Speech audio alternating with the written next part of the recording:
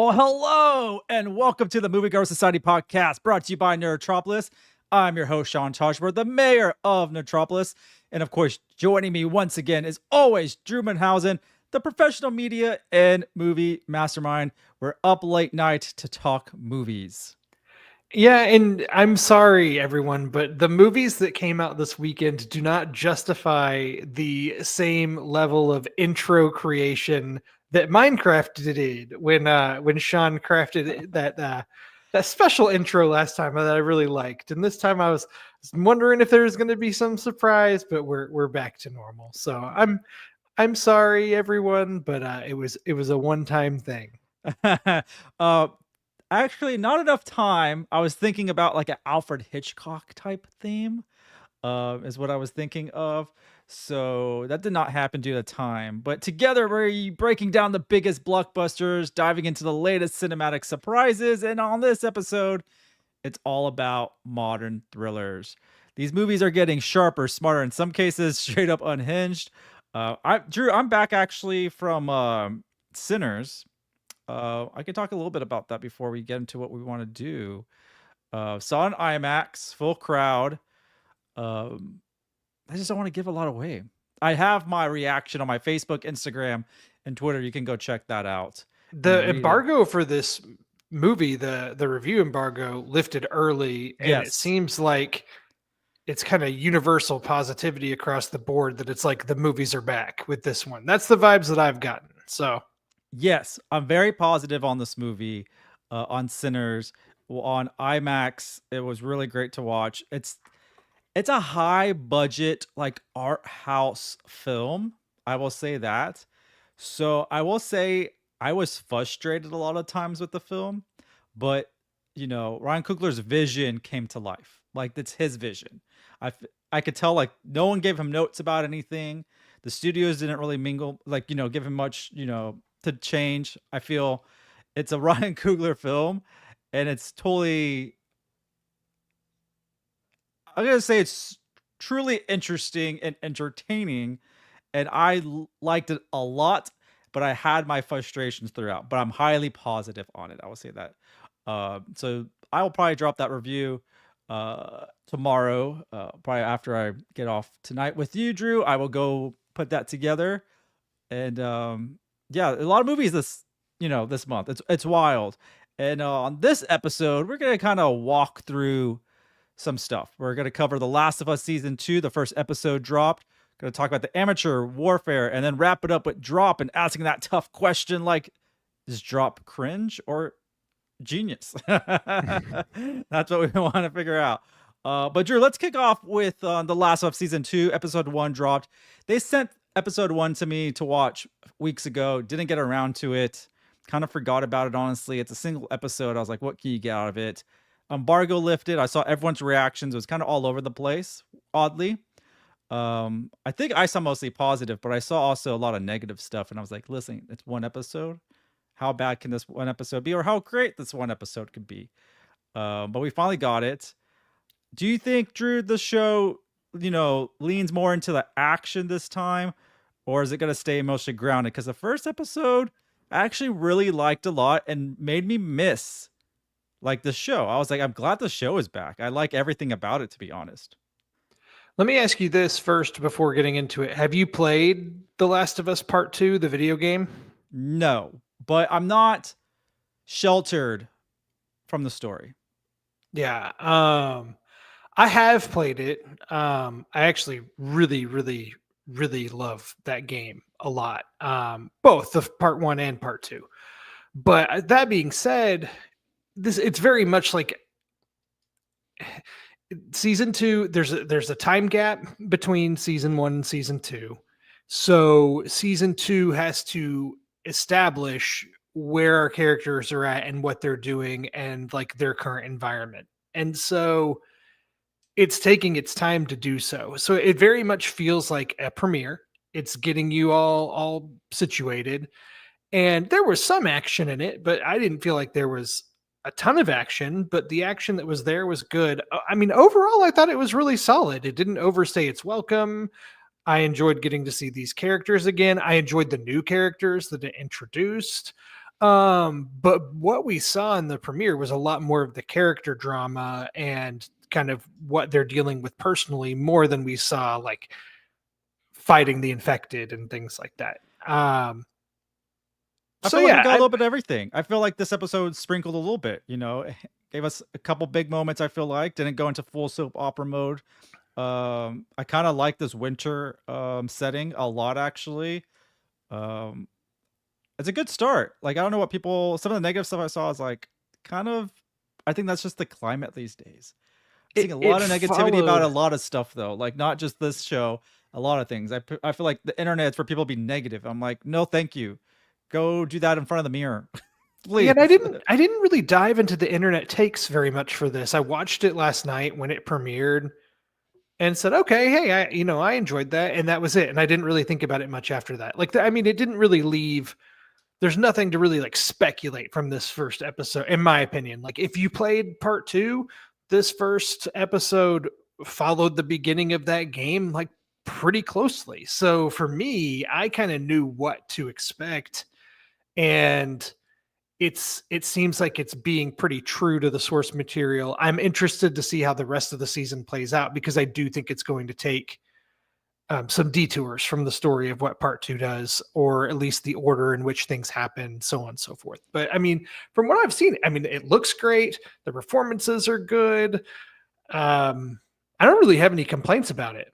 Well, we also know there's a season 3 coming. So people were complaining also online about season 2. They're like, why is there a season 3? How can that happen? Because the game they're splitting up, I believe. It seems like. This is Game of Thrones 101. Like, the first book was the first season of the show, the second book was the second season, but the third season, did half of the third book. It's where they start splitting these books across multiple seasons. That's what's going to happen with The Last of Us Part 2 as a game, which, I mean, makes sense. The playtime of Part 2, it probably took me 3 times longer to beat that game than it did to beat the first one. So it's a much more dense experience. And I think that there's no way that part 2 as a game is just season 2 of the show. It's going to be spread across multiple seasons, would be my guess. Well, why not do that? I mean, why Yeah. everyone wants to rush things? I don't see the reason to rush a lot of the stuff, unless it's a very boring show. But it's not. I mean, the Harry Potter series that we just got the announcement for the casting, that's gonna be a 10-year project. They even said it. That's gonna be 10 years to get through everything. They want to draw that out. Drew, do you think the show is doing better than other video game adaptations that we've seen in the past? Maybe film or television. Do you think, in general, using that as the source material, they're doing a pretty good job? Yes, I would say this is really truly the only like prestige level video game adaptation that we have. There have been a lot of successful video game adaptations lately. I mean, obviously Super Mario Brothers in 2023, and we just had Minecraft, which has made over $500 million at this point, and the Sonic movies and things like that. There are plenty of successful and Twisted Metal that actually we're getting a season 2 of, surprisingly. And I actually kind of enjoyed the first season of Twisted Metal. That was so fun. It's it's so weird. It's just so weird. It's silly and weird. It's a very easy watch. Like, you can breeze through that first season. Anyways, but The Last of Us is a video game adaptation that takes itself very seriously, and I feel like it fits the HBO brand, where it's airing. So it does feel a little bit of a step above others, but that's, I think, just who it's aiming itself at as far as an audience. I will say this. I feel like HBO Max, Warner, whatever you want to call them, their TV shows are on a whole different level compared to everyone else. It's odd. I don't know why. They're on a cinematic level. Where their films, they're like up and down lately. Their television has been very high. What they've been giving to us, which I'm not sure why that's the case, Drew. I find it kind of odd where some streaming platforms, their original stuff doesn't seem as polished or not classy, but classy is not the word, but I guess you can kind of tell where I'm going. It's very high quality, and from the start, from the bottom up, from casting to setting and everything else.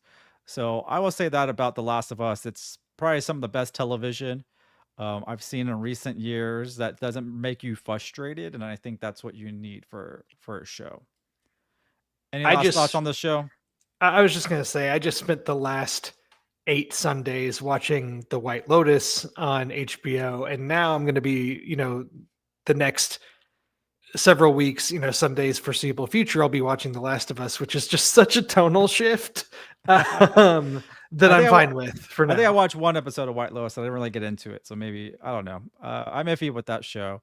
And Daredevil comes to an end, and we'll probably talk about that because I got some things to say about the Daredevil show on Disney Plus. But I gotta catch up on it. I got like 4 yes, you episodes do. in, and you know, not to say I lost interest, but I just had a lot going on, and Daredevil fell pretty far down the list of priorities for me. Well, that is fair. Oh, real quick before we move on, Emmanuel says, I agreed. HBO is great. Highly recommend The Pit on Max. It's ER meets 24. Yes, The Pit has been um, making waves online with everyone talking about it. Great television. Apparently, I have not seen it. They also have been saying like they'll get a season every year. Like they're gonna spit these out every year, which is great. And I think that's the winning formula for television. Not make people wait so long for the next season. Gotta you gotta keep the interest going. There's a lot of shows where I like just don't care anymore. Um, I think I'm not gonna say it, but there's a show we'll probably talk about later that I'm like iffy about that's coming back, and we all know how it ends anyways, and not as exciting as I thought. But the second Mm, season, surprisingly, is actually much better than the first season. I'll say that. You can guess what it is. It's coming out soon. is it does No, it take place in a galaxy far, far away? I don't know. It is far away. It's definitely not at Neutropolis. But next up, we'll talk about Amateur. Drew, this is the one you did not get to see. I think there's a I've couple not films. gotten to see this. Unfortunately, there were 3 new releases, actually 4 new releases at the box office this week that got wider releases. And I only have so much time. Getting to 2 out of the 4, I thought was pretty good. So Yes. this is one that I missed. Well, we swapped. You saw one I didn't see, and vice versa. So next up, the Amateur. Here we go. Right here. This one was something that surprised me. It's starring Rami Malek. I like him. I think he's underrated, not used enough. Somehow plays the same character though in some capacity. This film has espionage, revenge, that gritty tone that we haven't seen. I'm gonna say since like the Born Identity era. This movie really was like these two. Remember those films in the 2000s that came out that were these espionage type thrillers? Like this style is back. It's not as flashy, obviously, like Mission Impossible or something like that. It's more grounded, and it's not But like a you're right. We knockoff. used to get these all the time. And Yeah, now, if we do get them, they're straight to streaming and, depends on what level of star you get in it. yeah, and this also has a great cast, but it's really just it's the Rami Malek show pretty much in this. It's a stripped down and personal story too, and I think audiences are still wanting these spy thrillers. Like Black Bag was one of them, which I was high praised on, and I love that movie so much. Did you ever get a chance to watch that one? I haven't. It was in and out of Yeah. theaters so quickly here, and it is on demand now. Like I could rent it on premium VOD, but I just haven't yet. But this one, the Amateur, I'm just happy like we're getting thrillers like this that aren't trying to be ironic or meta or just trying to keep up with what's going on these days. Kind of like give us back to what we really enjoyed. It's the best throwback, I think. And Rami Malek plays like this CIA decoder whose quiet life is shattered after his wife is killed in a terrorist attack in London. There's a lot to it, but pretty much he's not an agent. He doesn't know anything about all that stuff, but he wants to hunt down these killers. And there's just a lot that goes on. It does drag a little bit at times. It's not very fast paced, but with Rami Malek and everything, his character is fantastic. That's what I will say about that. Um, Drew, do you have like a favorite like everyman spy type film or something like that? The other similar to what we used to get, or something that kind of reminds you of the good old days? I guess Tom Cruise in the Mission Impossible movies, those are still ongoing, and he's not really your everyday spy, so that doesn't really count, I guess. Yeah. Um, Well, you know what I think about is that I grew up watching like reruns of Get Smart with my parents, Hmm. and then they made the remake with Steve Carell, and that was our fun ones. Those are obviously the silly ones I'm thinking of. Uh, the Pink Panther comes to mind The for the logo silly of one. this movie and like the poster and the color tones and everything gives me the same vibes of like the Bourne Identity and the Bourne franchise. There's nothing similar really to it, but the intellect is there. Hmm. You know, kind of like Bourne had some really great intellect. To our surprise. But yeah, the amateur, check that out. I have my full review on Metropolis. You can dive deeper into that. But let's talk next up. One I really wanted to see, but I couldn't make it to. I could not figure out how to watch this one. I try to make it work. But Drew, I'm glad you got to see it. Your review is up right now. Let's talk Warfare. This is another military action thriller, but this one looks intense, Drew. Big action, I guess. Solid cast. Um, and I'm one that loved Civil War, one of my favorite movies of that year. So you got to now sell me on this and tell me how it is. Oh, this is a really difficult one because this is not a fun movie. Like this is not your movie that's meant to entertain from a popcorn perspective the same way others are. And I'm like 50-50 on war movies in general. Like I do like them when they're done well. And this one is really fascinating because like you kind of have to know the background of it, right? So you have it's directed by two people, Alex Garland, who directed Civil War, as you mentioned, is a director here, but also Ray Mendoza, who has acted as the military supervisor on a lot of movies and did Including act as Civil the War. including Civil War, Yeah. which is how he and Alex Garland have set up a relationship. And so this movie is based off of Mendoza's experiences during the Iraq War and as well as his platoon. So they were like all heavily involved, and it's all from their memories, is how they kind of recreated this encounter they had in it, it's it takes place, a lot of it is like in real time.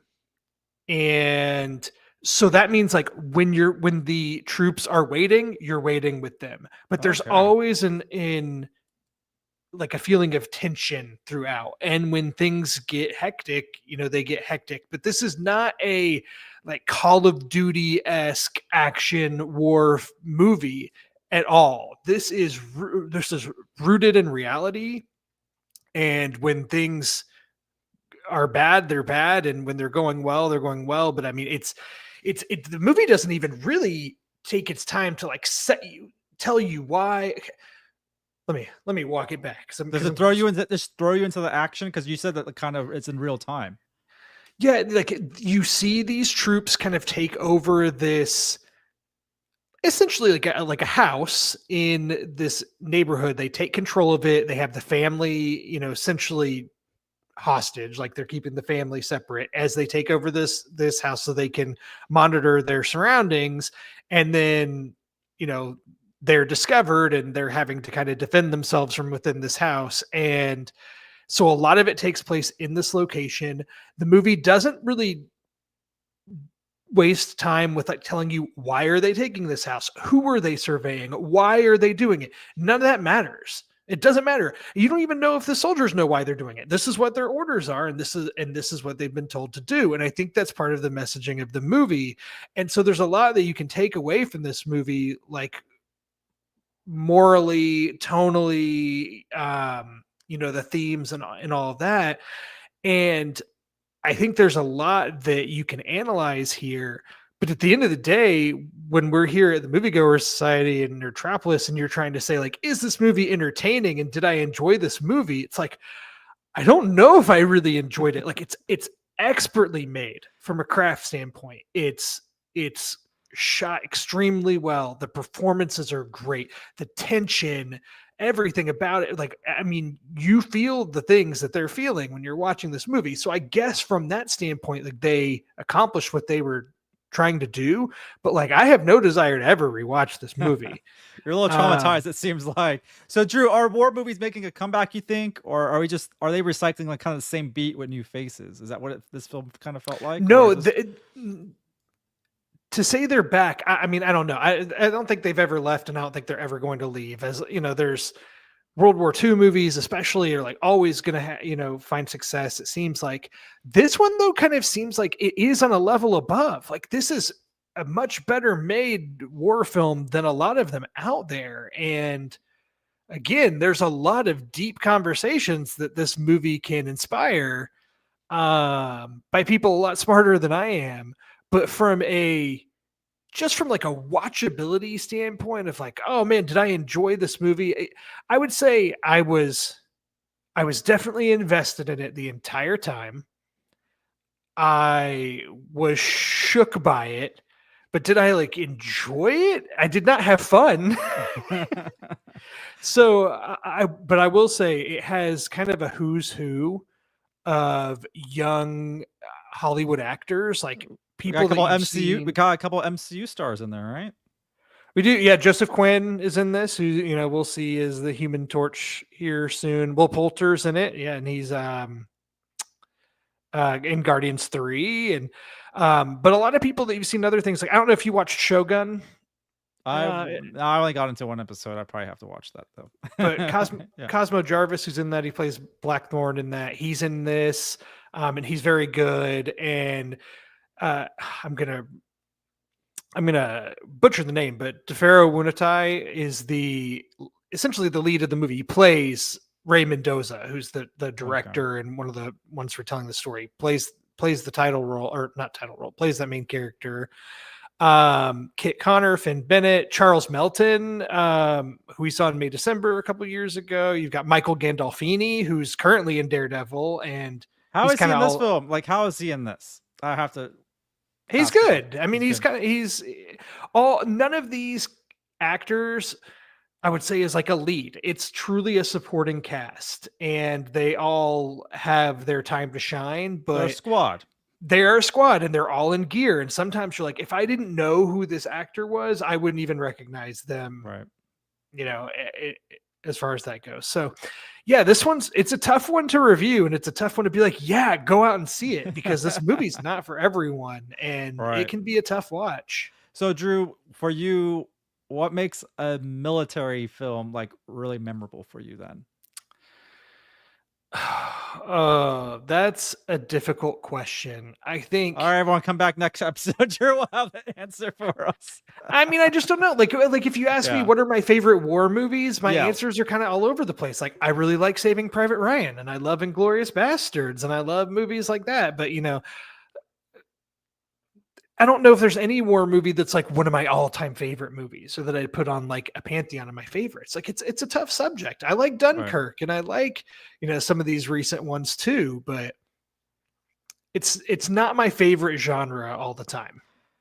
Listen, I thought you were gonna come and say my favorite war movie of all time was A Bug's Life. Like, that's really the answer. There is A Bug's Life is a great war movie. I tell you that much.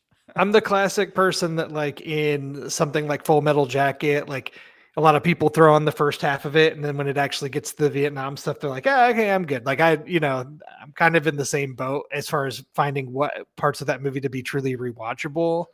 I reviewed The Zone of Interest for Nerdtropolis. I guess that was last year that came out. And man, that's another difficult sit, but a memorable movie for sure. Well, there you go. If you want to read more into Drew's review of Warfare, that is up on the site. We got that up today, so I appreciate you checking that out. That was one I wanted to watch. You didn't get a chance to watch Amateur, so like we did a swap there. But all right, let's get into Drop. And this is a film I saw a while ago. I feel like a long time ago. For me, I got to go to the world premiere at South by Southwest with the full cast and director and producers. Everyone was there, and even went to the after party for a quick second and left. I had to say hi to Michael Bay and leave, and head back home to Austin. This is a film I feel like you need to watch first off with a crowd of people. But man, Drew, this was a ride. This was interesting. It's directed by Christopher Landon, the guy behind Happy Death Day and Freaky, and so you already know kind of his style. Surprisingly, he did not write this, movie. So I guess they offered it to him, and he loved it. So the setup here is it's a first date, trendy restaurant, lots of small talk, and everything is seeming normal. But there's a couple some like red flags in general that you might be able to pick up on. And then boom, you got your lead. Violet starts getting these creepy airdrop messages on her phone, and they're like weird memes, weird cryptic messages, and a blackmail threat that could get her whole family killed, her son and sister back home, unless she kills her date. Drew, this is a weird, like, wild story. It's like, how is this gonna work for this film? Like, is it gonna be exciting or not? So, Drew, what was your first impression of the movie that kind of mixes like thriller, a little horror, a little modern tech? What was your just feeling throughout? But I'll let you start first on that. I really enjoyed this. It's not like amazing by any means, but like it's a fun ride and it's a fun thriller. The thing that I liked about this movie was that the situations that the main character is put in and like how she has to react to them. You know, a lot of horror movies or thrillers, you're sitting there going like, well, why didn't you do this? Or why didn't you do this? Or here's what I would have done, or whatever. And the movie kind of does a good job of tying a lot of those knots off. So you're like, well, shoot, I don't know what I would do. You're like, I guess I would do what she's doing, because what else Right. are you gonna do? Well, she's put into a corner almost throughout the movie. Like she's stacked up against. She can't do anything. It seems like nothing. You can't just leave. You can't do that. You can't turn your phone off. You can't do this. She is between a rock and a hard place. And that's one of the things I enjoyed about it, and seeing how it was going to play out. I think that at times, this is, to me, I don't know if this is true, but this is clearly an idea that stemmed from like, yeah, what if you just, so if you're ever at some place and you get a random request for a like an airdrop, maybe by accident, whatever. I get the premise. Like, what if you're in a restaurant and somebody keeps airdropping you things and they won't stop, and then it gets to be threatening? Like, I think that's a really fun premise. Now, granted, you have to justify the actions of what's happening and create a plot, and I think sometimes it gets a little plotty in what it's trying to do, but I still found the journey to be very enjoyable. Did you like the single setting pretty much? Did it make it feel tense for you, or what did you think about this? Mostly, it's a single setting location in this It film. is actually, both movies that I reviewed recently are like essentially single setting. Well, the opposite for the Location. amateur. He's all over the world. He's going place to place to place to place in the amateur. That's the funny thing right there. So Meghann Fahy and Brandon what's his last name? Sklenar, if that's how you Sklenar. pronounce it. Yes. I like them together, kind of working off each other. Very weird dynamic, though, at the same time. I think that's part of the plot, too. Everyone that comes into play kind of keeps you guessing. I'm going to say this real quick. This was my favorite character. Yeah. He's Very memorable. shady, very shady waiter, I will say. But the movie just, I feel like, takes a while before, I mean, it's for a reason. Before we get into the fun you see here, I guess right there, you can see right there, things get a little crazy after a while. And we see part of that in the trailer and stuff like that. But I'm like, how do you get there, right? From the start of the movie, how does it get there? And it is definitely a wild ride.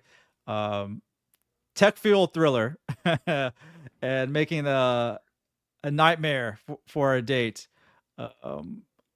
I'll say the dialogue gets pretty cheesy, and I'm pretty sure that's on purpose, but sometimes you're just kind of like, this is kind of way too awkward, a little way too cheesy.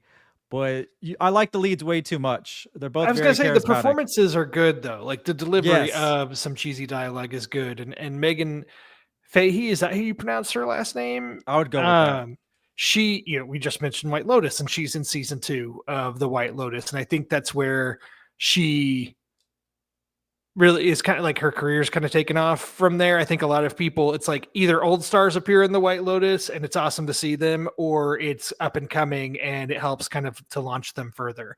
And she's somebody who I think is really benefiting from her time on that show. She's probably been in some other things that somebody is yelling at the screen saying, "Oh, she was great in this," but that's what I know her from. And then Brandon Sklenar, who I just saw last year in It Ends With Us, the Well, that's what he's in. That's some people know, but I know him from 1923. Yeah, yeah. which just had a wild like finale for season 2. Yeah, go ahead. Yeah. Well, I just obviously the dialogue around It Ends With Us has gotten pretty crazy with everything that's happening there in the tabloids. But Brendan Sklenar is in that movie, and I actually found him to be a lot better in this, and I found him to be pretty charming and likable as the date who like you have your suspicions about at times because this movie kind of makes you. Well, of course you have to. We're not giving anything away. He should be like your number one the whole time. Absolutely, yeah. Absolutely. But yeah, the strong performances from both of them. I love Meghann really sells like the unraveling panic very well. What she's put in the situation. But what I love about her character is she's trying to be very smart, very strong, and really she has no fear really to some extent. She just doesn't give up and say, I'm just gonna roll with the punches, whatever is being given to me. Like you would think later on she'd want to like say, no, I'm not doing this more. But she tries to start early on, be like, I'm not having any part of this. Like I want to get it ahead of this as quickly as possible. But yeah, they both have great chemistry. I love Brandon's charm in this. It does drag a little bit, and like I said, the dialogue dips a little cringe. But once it pops off, that I tell you that third act is wild, Drew. Like that third act is wild. I remember being like really invested, and then there was a point where like the movie took its time to breathe, and I kind of felt myself like, okay, I get it. You had to take a little bit of a break, but like let's get back into it. Going back to the single setting, like you said, I actually thought that this was a pretty good restaurant setup. Like you feel like you understand the restaurant and the layout of it. It felt real. I think this takes place in Chicago, if I'm remembering correctly. I think they say something about being in Chicago. Is this a thing though, where there's like just random, like really nice restaurants on the 38th floor of buildings? Is that it's kind of like the happens? one we had here, but like I don't know if it's still around. There's a bunch of those around the country in certain cities. I mean, there's a bunch of them. So that just look off. It's all like around glass and stuff like that to overlook the city. So it's a common type of restaurant in multiple cities. Drew, I don't know if we want to give too much away. You gotta watch Drop. We don't want to give out spoilers. But did you catch any twists that you didn't see coming? You can vaguely answer. Did you catch on early? Did you figure things out? Or were you kind of all over the place? Because I felt like I was all over the place and thinking erratically. I would say I was all over the place. I think that my brain was trying to stay ahead and be like, what if it's this? What if it's that? And I think that I had kind of gone over every scenario in my head at some point. So like in that way, but ultimately I'd say what ended up playing out, I did not expect. Yeah, that's the fun part of this movie. Pretty good writing, I would say. Like I thought the story and how it all unraveled was fantastic. The cringe has to be on purpose. I'm assuming it's on purpose too. So that's the ultimate question out, Drew, for you. Drop, cringe, or genius, or a little bit of both?